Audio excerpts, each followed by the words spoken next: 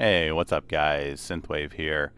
Hope you all are doing well on this Thursday. I know I said that this next video was going to be kind of a tour of my account, looking at the bot roster and the Spark inventory, relics, and raid setup, you know, all that good stuff that I talked about in the Bumblebee reaction trailer, the Bumblebee trailer reaction video.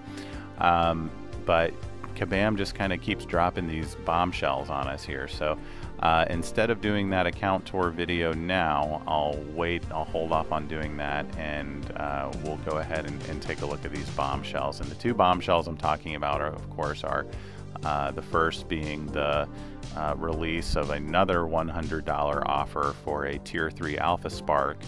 And then the other bigger bombshell is the release of, or it's a potentially bigger bombshell. We don't know enough information yet, and we'll touch on that. But it's the release of Megatronus, who I think most of us had just assumed was going to be a non-playable character in the game. Well, Kabam is making him a playable one.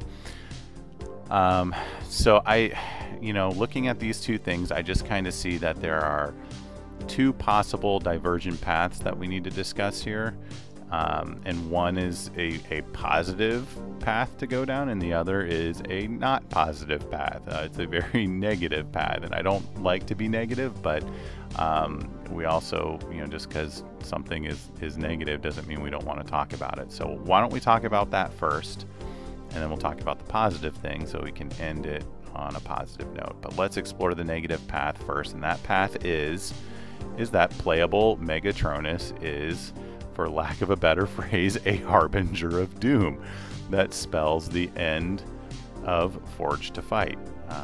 There, I said it. I got it out. Now here's why this could be the case. So I feel like with the shadow of the failed sort of 7.0 update still looming large over us, we still have no announcement of new game content anywhere. Instead, what it feels like we're getting, and the important word that I want to emphasize there is feel. That's what it feels like. This isn't a definitive, but what it feels like we're getting, instead of announcing or hinting at new content coming down the pipe, that Kabam is pushing on us this sort of ready-made, content. That's my air quotes, and by that's content that it already exists in the game. So by that, obviously, we yesterday we got the second $100 Tier 3 Alpha Spark, which would be fine if there was actually some more advanced or difficult content to use that on. But as of now, there isn't. There's been no announcement that advanced difficult content is going to be coming out. So it leaves, Kabam is just leaving us. The only conclusion a player is left to jump to there is that it just feels like this is a good old-fashioned cash grab, and you need to ask yourself, why are they doing this cash grab? Because you can accuse Kabam of avarice all you want. They're a for-profit company, but for-profit companies also make strategic moves, and this does not feel very strategic. This feels very reckless, and that begs the question, why are they doing something that feels reckless? And so we'll get to that in a second. Let's look at the other potential negative point here, which is the release of Megatronus himself. And this is a potentially negative because we don't know. We don't know if what form he's going to be in, if he's going to be a 4-star or a 5-star. A 4-star, I feel like they can sort of mitigate the damage a little bit, and he won't be as overpowered. But we don't know yet. He could be like an exclusive crystal offer, like Generations B, where he's just a 4-star iteration, and I think I would be okay with that. We'll look at his abilities here in a second. Some of the abilities that I think are really overpowered or potentially have the chance to be overpowered. But yeah, so the release of a Tier 3 Alpha, another one, and Megatronus, why are they doing this? And so that's kind of the point, the divergent point we're at. It could be either something very positive or it can be something negative. The negative is that they know the game isn't doing well for whatever reason. We don't have, we're not a fly on the wall in the Kabam boardroom, so we don't know, what the reason is. If anything is going wrong with the game, we don't know what it is. It could just be there's not enough players, there's not enough cash flow coming in, but for whatever reason, if there's no new content on the horizon, then I would say that this is the end of the game. There's just no reason to release these two features, another Tier 3 Alpha Spark and Megatronus, unless the game is coming to an end, if there's no new content coming. So yeah, that's the negative take. We'll look at his, let's look real quickly at, I don't want to go through the whole Intel report. You can go through that, on the website. But I do want to highlight some of the issues that I see as a potential problem, and that's right here, his passive ability. So now in the possession of powerful relics, Megatronus does not generate power as normal. He instead passively generates 1.2% of max power every second. And depending on which relic is active, he gets different things for each special that he uses. But let's just look at the 1.2% for a second of max power that he gains every second. That basically means that in a little over a minute and 20 seconds, he will achieve a special 3 attack. So really all that means is if you're good at dancing around the arena for a minute and change, that really all you have to do is dump a special on him. Which, by the way, I mean, his special 3, let's go all the way down and look at that. Whoops, I went too far. You're truly prime, your final days are at hand. 100% chance to apply Dark Burn, dealing 200% of attack as instant energy damage, which is, that's good in and of itself, but depending on which relic is active, you can steal current power, or if you get the Relic of Preservation, you can get, up to 15% of their max health back. So really all you're doing is dancing around the arena. Now, if you want to, if the Relic of Fury is active, you need to make sure that that either the opponent is on a mod that is allowing them to passively gain power as well, or you're hitting them. I mean, obviously if you want to steal their, a lot of their power, you got to hit them to get them to generate power. So there's risk there for Megatronus. You have to get in there and hit, but that's just if you're interested in stealing power back, or if you want, if you're interested in stealing some health. But really what it is that you just don't have to do anything. I mean, if you want to damage an opponent, you can just keep, dancing around and gaining power that way, and getting, pot shots in when you need to. So that's kind of my first point. It's not, I don't know if it's game breaking overpowered, but it's not good.